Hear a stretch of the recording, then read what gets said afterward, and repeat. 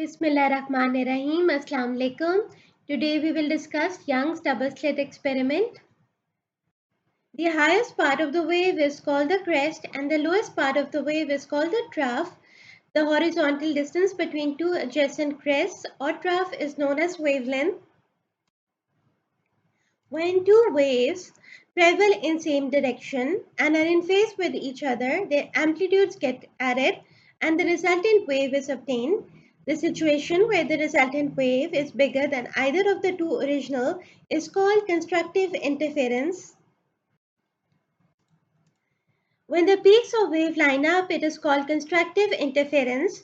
Pure constructive interference occurs when waves are crest to crest and trough to trough. Destructive interference occurs when two waves come together so that they completely cancel each other out. When two waves destructively interfere, they must have same amplitude in opposite directions.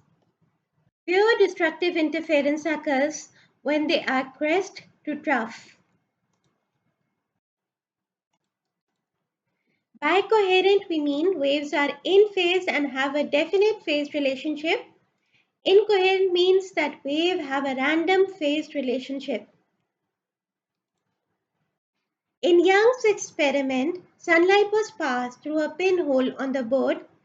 The emerging beam fell on two pinholes in the second board. The light emanating from two pinholes then fell on the screen, where a pattern of bright and dark spots were observed. This pattern, called fringes, can only be explained through interference, a wave phenomena. Lasers are commonly used as coherent source in modern-day experiment. Since S0 is assumed to be point source of monochromatic light, the waves leaving S1 and S2 always maintain a constant phase difference. Since S1 and S2 are equidistant from S0, the phase difference is zero. The source S1 and S2 are then said to be coherent. Each slit is a different distance from a given point on the screen. Thus, different numbers of wavelengths fit in each path. The waves start out from slit in phase crest to crest, but they may end up out of phase crest to trough on the screen if the path differs in length by half a wavelength, interfering destructively. If the path differs by a whole wavelength, then the wave arrives in phase crest to crest at the screen, interfering constructively. More generally, if two paths taken by two waves differ by any half integral number of wavelengths, half lambda, 3 half lambda, 5 half lambda, 7 half lambda, and so on, then destructive interference occurs. Similarly, if the path taken by two waves differs by any integral number of wavelengths, lambda, 2 lambda, 3 lambda, and so on, then constructive interference occurs. Waves can reinforce each other and cancel each other depending on the path difference. Path difference is the difference in the path traversed by the two waves. If we draw a perpendicular line, then by using simple geometry, we can see that the path difference is equal to d sine theta. For bright fringes, d sine theta is equal to m lambda. D is the separation between the slits. M is any integer, 0 plus minus 1 plus minus 2 plus minus 3 and so on. Lambda is the wavelength. For small d, that is the separation between the slits, theta is larger. For small theta, sine theta is approximately equal to tan theta. Tan theta is equal to Ym over L, where Ym is the position on the screen and capital L is the distance between the slits and the screen. Y0 is when theta is equal to 0, Ym are for points above Y0, Y minus M are for points below Y0.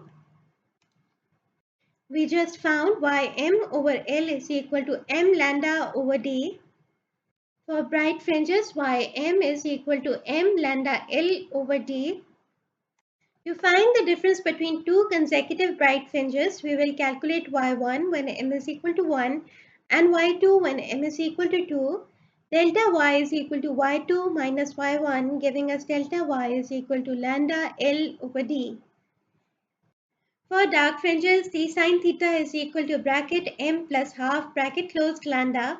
M can have value 0, plus minus 1, plus minus 2, and so on. We observe first dark fringe when m is equal to 0. First dark fringe occurs when d sine theta is equal to lambda over 2. Second dark fringe occurs when d sine theta is equal to 3 half lambda when m is equal to 1. Therefore, y subscript m plus 1 divided by L is equal to bracket m plus half bracket close lambda over d.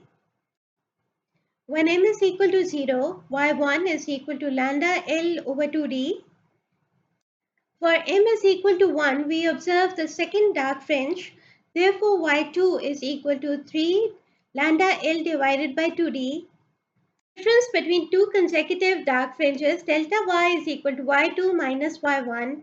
Delta y is equal to lambda L over d. Therefore, difference between two consecutive bright fringes or two consecutive dark fringes, delta y is equal to lambda L over d. The difference between two consecutive bright fringes or two consecutive dark fringes is called fringe width and is equal to lambda L over d. Delta y is called fringe separation or fringe width. Lambda is the wavelength, L is the distance between slits in the screen, d is the distance between slit 1 and slit 2.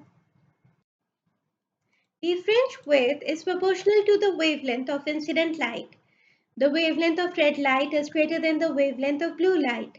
When the light is switched from red to blue, the wavelength decreases, and thus the fringe width also decreases. Thus, when incident light is white containing all the colors, the non-zero maxima for blue light will be closer to central maxima than non-zero maxima from red. The fringe width is inversely proportional to the separation between the two slits. Thus, if slit separation is increased, the fringe width will decrease. The distance between the slit to the screen where the diffraction pattern is observed plays a significant role in determining size and intensity of the pattern. As the distance increases, the diffraction pattern expands and the fringes become wider. The Young's interference experiment showed that light waves passing through two slits add together or cancel each other and then interference fringes appear. This phenomena cannot be explained unless light is considered as a wave.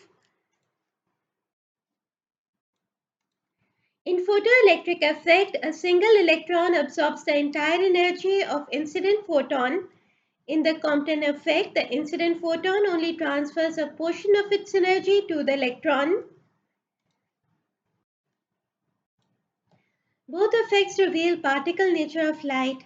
Therefore, light sometimes acts like a wave and sometimes acts like a particle, depending on the situation.